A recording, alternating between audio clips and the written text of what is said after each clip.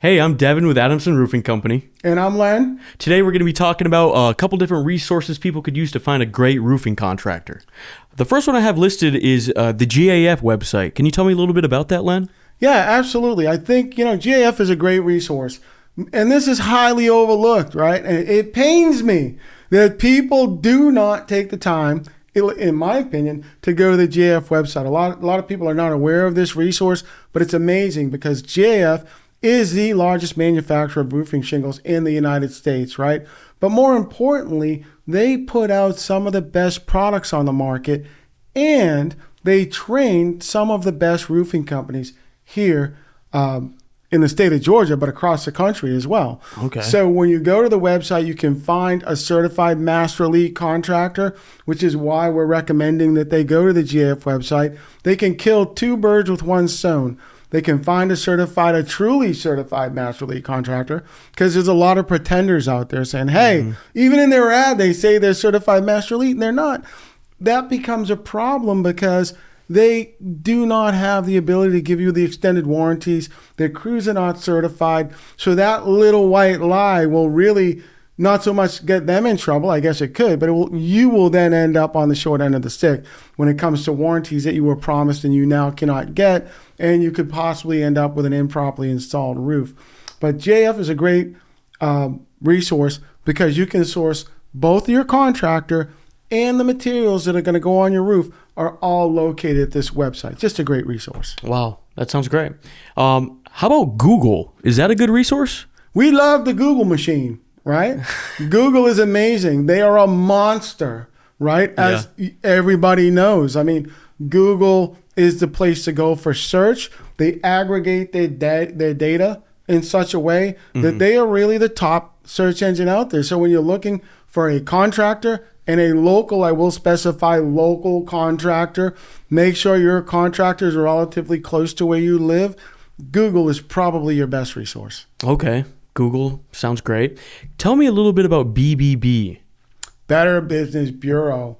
I love the Better Business Bureau. Yeah. Right? Better Business Bureau is a third party, right, entity. They rate companies, right, on a A, B, C, D, E, F scale. Okay. Sure. Right? So they rate contractors, A being the best, F being the worst. So, and they truly are an arm's length company. So they don't have a dog in the fight. So if you go to the Better Business Bureau, you can look at your potential roofing contractors rating. If they've got an A+ rating, right, then look at how long have they been in business. Do they have any claims that were opened and closed, right? Any active claims against them, right?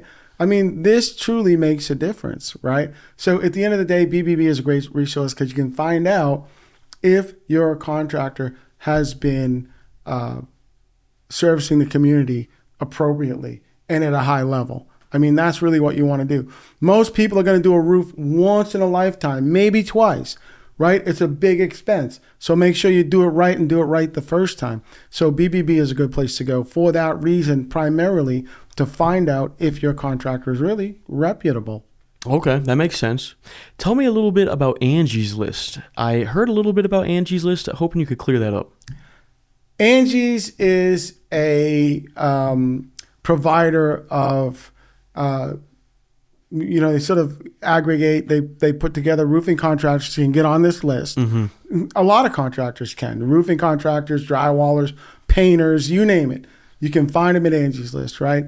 Angie's List has a rating system, where they rate their contractors on the star system as well, sort of like Google, right? So it's 1, 2, 3, up to 5 stars, right? So at the end of the day, you can find customer reviews there.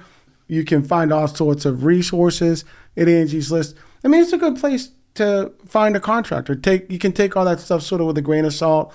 When you're using a place like Angie's List, quantity is king. If they've got 100+ reviews, that's where you want to start. If somebody's got 3 or 4 reviews, that doesn't mean they're not a good contractor, right?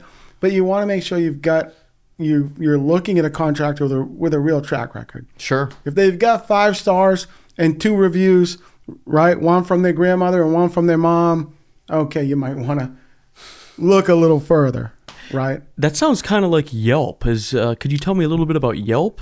Same thing. Yelp Yeah. is a very similar platform. They connect contractors with homeowners. Yelp does a very good job at this, but again, same rules apply. Make sure that your contractor has lots of feedback at Yelp or at Angie or wherever. So you really have something to go on. And I would even take it a step further. I would sort of cross-reference one source with another. If you find your contractor at one source, I would then Google them, or I would look at them at the Better Business Bureau, right? But I would start at GAF first because you're getting a certified contractor, a legitimately certified contractor, right? You could go to Google from there. You could go to Angie's List from there if you like. So I would use them sort of interchangeably, but I would certainly start with are they certified or not certified, and then go from there. Gotcha. Okay, so it sounds like it's a good idea to use a number of these resources when looking at one specific contractor or a number of them. Absolutely, 100%. How do you feel about a family or friend referral? Absolutely an amazing resource, right? But here's a trap, and this is the mistake that a lot of people fall into. Uncle Joe comes in and recommends the guy that put his roof on 6 years ago, right? A lot can happen in 6 years, right? Oh, yeah. This contractor may be outstanding, but who knows what's happened in that period of time. So I would take the referral, but then I would go to the internet and do my homework. I would go to GAF. Are they certified at any level, right, through the manufacturer?